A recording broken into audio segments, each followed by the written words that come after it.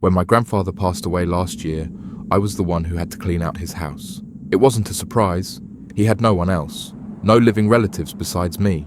My parents had died when I was young, and growing up, he was all I had left. But even then, we were never close. He was a quiet man, reserved, as if he carried a lifetime of secrets he had no intention of sharing. His house reflected that. It felt frozen in time, untouched by modern life. The air was thick with dust and the scent of mothballs and wood polish. Faded photographs lined the walls, pictures of people I barely recognized.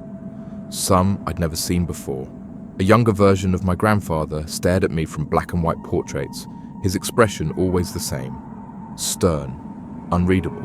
I spent days sorting through his belongings, moving from one room to the next, each one carrying the weight of memories that weren't mine. The living room, with its ancient recliner and the television he never replaced. The kitchen, where the cabinets were still stocked with food, long past its expiration date. His bedroom, a place I had rarely entered, untouched since the last time he lay in it. But it wasn't until I reached the attic that I found it. The attic was different. Unlike the rest of the house, it felt forgotten. The air was thick, stale, filled with the scent of old paper and damp wood. Dust floated in the dim light filtering through a small cracked window. Boxes were stacked haphazardly, some collapsed under their own weight. Furniture covered in white sheets stood like ghostly figures, frozen in time. I don't know what made me look there, in the farthest, darkest corner. Maybe it was instinct, maybe it was something else. But behind an old wooden dresser, half buried under a moth-eaten blanket, I found it. A plain, unmarked cardboard box. Nothing special, but the moment I touched it, a chill crawled up my spine. Inside, there was only one thing. A single VHS tape. No label, no markings, just a dusty, black cassette sitting in the middle of the box, as if it had been waiting for someone to find it. I don't know why, but I felt uneasy just holding it, like I had just disturbed something that should have stayed buried. Watching the tape, the attic had been musty, filled with dust-covered boxes and forgotten trinkets, but I hadn't expected to find this. A plain black VHS tape, unmarked, tucked away in an old shoebox buried beneath a pile of yellowed newspapers. I turned it over in my hands, feeling the worn plastic casing, wondering what secrets it held. It had no label, no indication of what was on it, but something about it. It felt important. And now, as I sat on the floor of my grandfather's bedroom, the glow of the television flickering across my face, I felt my pulse quicken. The screen erupted into static, white noise filling the room. Then, after a few seconds, the footage began. A home video. At first, it looked just like any other recording from the late 90s. Grainy, slightly overexposed, the colors a little too warm. I recognized the setting immediately. My childhood home's living room. The Christmas tree stood in the corner, its twinkling lights reflecting off the window pane. My mother sat on the couch, passing out gifts, her laughter warm and familiar. My father stood behind her, a hand resting on her shoulder, smiling down at me as I ripped into a package. And there, in the recliner by the fireplace, was my grandfather. He looked younger than I remembered, not quite as frail, his eyes still full of life. His gaze flickered toward the camera, and for a brief moment, I could have sworn, just for a second, his smile faltered. A chill crept up my spine. Something was wrong. I don't remember this. I don't remember this Christmas at all. I had a good memory. I could recall birthdays, school plays, even the way the house smelled when my mum baked cookies on Christmas Eve. But this was foreign.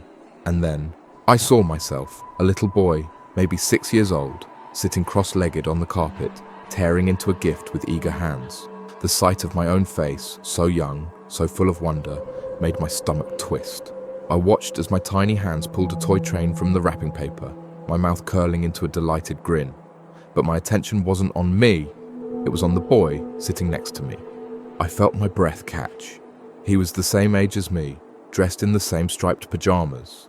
His hair was the same shade of brown. His movements, his expressions, his joy, it was all identical. But I was an only child. The room suddenly felt smaller, suffocating. My fingers tightened around the remote as I hit pause. The screen froze. Me and him, side by side. I stared at the image, my mind racing. Who was he? I pressed play again, my heartbeat thudding in my ears. The video resumed. The other boy, this duplicate, turned toward me, his face still bright with excitement. My mother handed him a present, and he eagerly tore into it, just like I had. My father ruffled his hair, the way he used to do to me. No one seemed surprised by his presence. No one acted like he was out of place. It was as if he had always been there. I swallowed hard. My fingers trembled as I reached for the remote again, pausing the footage, rewinding, playing it back. The same scene, me and him. I turned my head slightly, glancing at the doorway. The house was silent, save for the low hum of the TV. My grandfather had been asleep for hours. I shouldn't feel scared. This was just a tape, but I couldn't shake the feeling that somehow, by watching it, I had woken something up. I pressed pause again, staring at the screen. The other boy's face was still frozen in that wide, joyous grin, and then a flicker.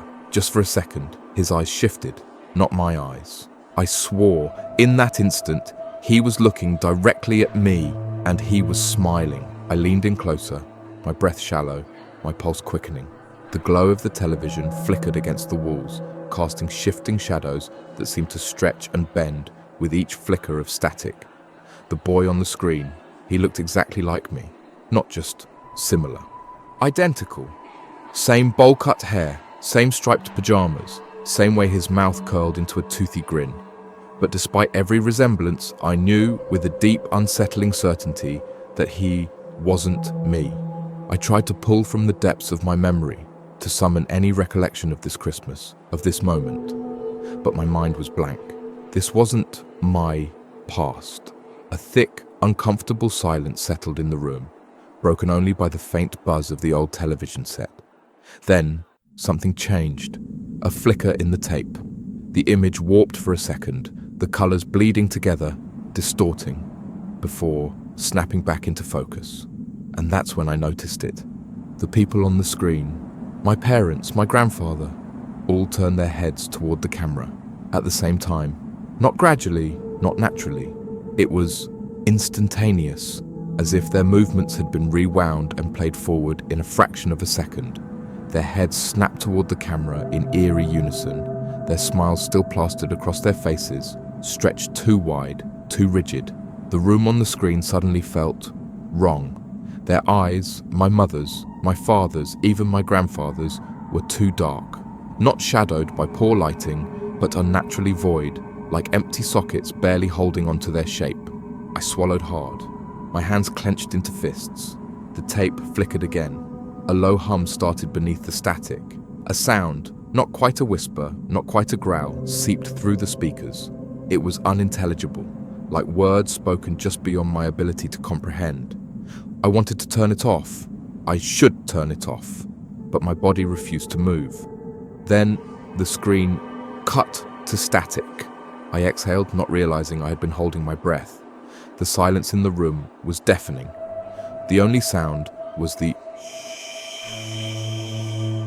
of the static, the rhythmic pulse of my own heartbeat pounding in my ears. I gripped the remote and pressed rewind, my thumb hesitant over the button. The tape whined in protest as it wound backward. A deep sense of dread curled in my stomach, warning me. "Oh, don't look again. Don't go back." But I had to. I let the footage rewind for a few seconds before pressing play again. The screen flickered back into focus. The Christmas tree, my mother, my father, my grandfather, and me, and him. The identical boy sitting beside me. But this time, something was different. He wasn't smiling anymore. His face was still turned toward the camera, but now, his expression had changed. His lips were parted, his eyes hollow. He looked afraid, like he knew something I didn't. The air in the room felt thick, pressing in against my chest. I could hear my own heartbeat in my ears. And then, a hand, a pale, bony hand entered the frame, resting on his small shoulder. I felt my stomach drop. There was someone else in the room, someone standing just outside the camera's view. The boy, the other me, didn't move. He just sat there, frozen, wide-eyed, his lips trembling. And then he looked directly at me, not at the camera. At me, through the screen. My breath hitched, my throat closed up, his lips moved, just barely. He was whispering something. I leaned in, straining to hear. The static crackled, the distorted hum beneath it growing louder. I could almost make out the words. And then, the tape cut out completely. I jolted back, my skin clammy, my breath coming in short gasps. The room was eerily quiet, save for the faint ringing in my ears. The tape had stopped. The air felt different now, heavier, as if something was here reading, watching me.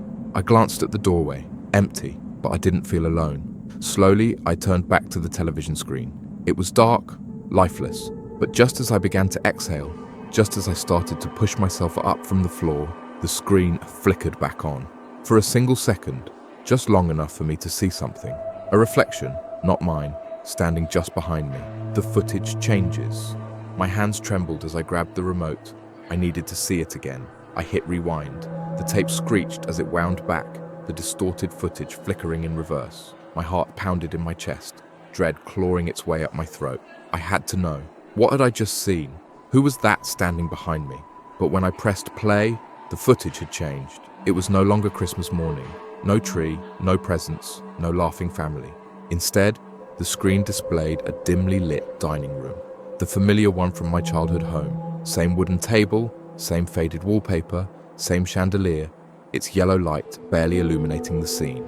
My parents sat at the table. My grandfather sat at the head. Plates rested in front of them, but they weren't eating. They weren't even moving. They just sat there, staring directly at the camera. Their eyes were too dark, their pupils too large, their faces locked in an unnatural stillness, like wax figures frozen in time. I swallowed hard. Something about their expressions made my stomach churn. I watched, waiting for something, anything, to happen. And then, one by one, they started to smile.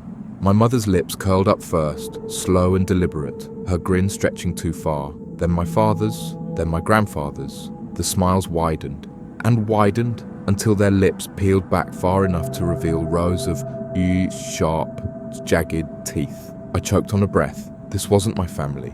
Not anymore. The static thickened, rippling across their faces like water, distorting them, making their features twist and twitch unnaturally. And then they spoke, all at once. Their voices layered on top of each other, perfectly synchronized, warping, echoing through the speakers like a choir of whispers. "We've been waiting for you." I recoiled. My hands went numb. The air in the room turned ice cold. I couldn't move. I couldn't breathe. Their voices slithered through the speakers, crawling under my skin. I wanted to turn it off. I wanted to rip the tape out, throw the TV across the room, but I didn't.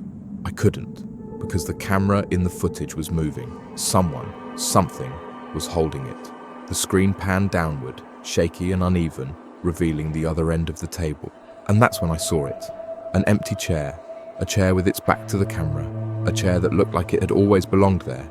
And then, as the camera zoomed in, I saw what was written on the back. Thick, black marker.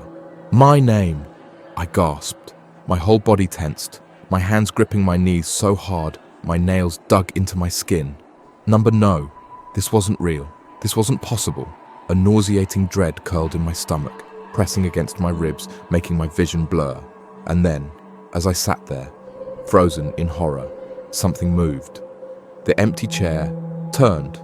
Not fast, not suddenly. It moved slowly, purposefully, like someone had just taken a seat. The whispers on the tape grew louder, overlapping, the voices distorting, some shrieking, others murmuring like a prayer. I could hear my own breath, ragged, shallow, mirroring the static that filled the room. Then, the screen cut to black. For a moment there was nothing, just a void of darkness, stretching endlessly across the screen. And then, a new image flickered into focus. A room I recognized immediately, because it was this room, my grandfather's bedroom. The camera was positioned exactly where I sat, angled toward the old wooden dresser, the dusty mirror reflecting the glow of the television. But I wasn't in the reflection. The bed was empty, the floor was bare, and yet I could hear breathing. Not mine. It was coming from the speakers, coming from the tape. The whispering started again, low and guttural, crawling through the speakers like nails scraping against wood. And then, something shifted in the mirror, not a reflection, not a trick of the light. A figure, standing just behind the camera. Behind me, I felt my entire body go rigid, my throat locked up. I wanted to turn around, but I couldn't. The static grew louder, the whispers morphing into something deeper, something ancient. And then, a voice. Not from the tape, not from the TV, but from right behind me. "Sit down. The family's waiting." I screamed. I threw myself backward, scrambling away from the television, my hands shaking violently as I fumbled with the VCR. I had to get it out. I had to stop it. I pressed eject, slamming the button over and over. I grabbed at the VHS, yanking at it, my fingers slick with sweat. And then, the tape. Ejected. The TV screen snapped to black. The whispering stopped. The room was silent. For a long moment, I just sat there, gasping for air, the VHS tape clutched in my trembling hands. I wanted to throw it away, smash it, burn it. But as I looked down at the tape, my breath caught in my throat. 3 words. Words that hadn't been there before. Watch, don't run. And beneath it, a date. Tomorrow. I stopped breathing because my grandfather had been asleep and I was the only one in the house. I am part of the tape. The screen glitched violently. Colors bled together, the image stretching and twisting like melting wax. The static swirled, creating strange, impossible shapes. And then, for a moment, just a single moment, I saw my reflection on the screen. But it wasn't my reflection. It was me, sitting in the empty chair. The chair with my name on it. My breath hitched, my hands clenched into fists. My face on the screen was pale, my lips moving silently, as if whispering something I couldn't hear. My eyes, wide, unblinking, filled with unspeakable terror, stared directly at me. A gut-wrenching sense of wrongness crashed over me. This wasn't a recording of the past. This was happening right now. The camera zoomed in on my face, closer and closer. The flickering glow of the screen illuminated my darkened reflection in the TV glass, but it didn't match my movements. I lifted a shaking hand to my face. The me on the screen didn't. It just sat there, watching. I could hear something moving behind me. A slow, deliberate shift of weight. A whisper of breath, not mine, inching closer. The hairs on my arms rose. My body screamed at me to run, to turn, to move. But I couldn't. The tape glitched again, the colors warping into something unnatural. Then, the screen cut to black. I didn't dare turn around. I sat, frozen in place, every muscle in my body locked in terror. The silence in the room was thick, pressing against my skin like unseen hands. Then, as if waking from a nightmare, my body jolted into action. I ripped the tape out of the VCR and threw it across the room. The plastic casing cracked, but it didn't break completely. The film inside had been completely unwound, tangled like black vines across the wooden floor.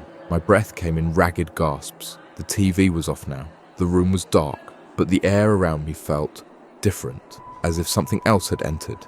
I sat there, unmoving, for what felt like hours. My fingers dug into my arms, nails pressing against my skin, trying to ground myself in reality. Finally, I forced myself to my feet. My legs were unsteady, trembling beneath me. I couldn't stay in this room. I wouldn't stay in this room. I turned on every light as I moved through the house. Kitchen, hallway, bathroom, anything to push back the suffocating darkness. But I knew, deep down, I wasn't alone. I could feel it. That night, I didn't sleep. I sat on the edge of my bed, knees drawn up to my chest, staring at the door. Every small creak of the house made my skin crawl. But the worst part, the silence. A waiting kind of silence, as if something was listening. Then, at exactly 3 a.m., I stopped breathing. It was coming from the living room, my grandfather's TV. I swallowed hard. I didn't want to go. I knew I shouldn't. But something pulled me forward. A deep, twisting curiosity. Or maybe it wasn't curiosity. Maybe it was something else. I stepped into the hallway, heart pounding against my ribs. The living room was bathed in a cold, flickering glow. The TV was on, pure static. The old VHS player sat beneath it, its slot empty. The tape was still in my grandfather's bedroom, wasn't it?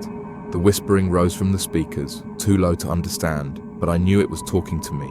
A figure, just barely visible, flickered in the middle of the static, not moving, just watching.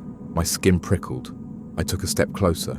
The static swirled, shifting like a living thing. The whispers grew louder, like dozens of voices speaking over each other, merging into one endless sound. And then, the screen cut to black.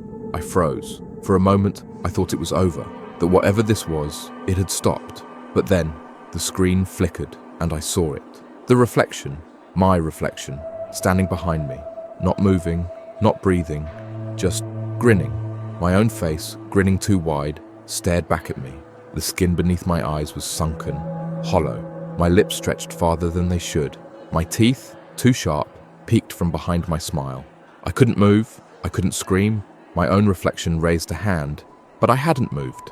Then, slowly, it placed one pale, bony finger against its lips. Shh. The lights in the house flickered. The screen glitched, static swallowing everything. And then, darkness. I don't remember what happened after that. 1 second, I was standing in the living room. The next, it was morning. The TV was off. The VHS tape was gone. I checked every corner of the house, tore through my grandfather's room, but there was no trace of it. But something was different. The house felt wrong. It wasn't just the silence, it was the mirrors. Every time I passed one, I hesitated, because sometimes, just for a second, my reflection didn't move with me. And sometimes, it smiled.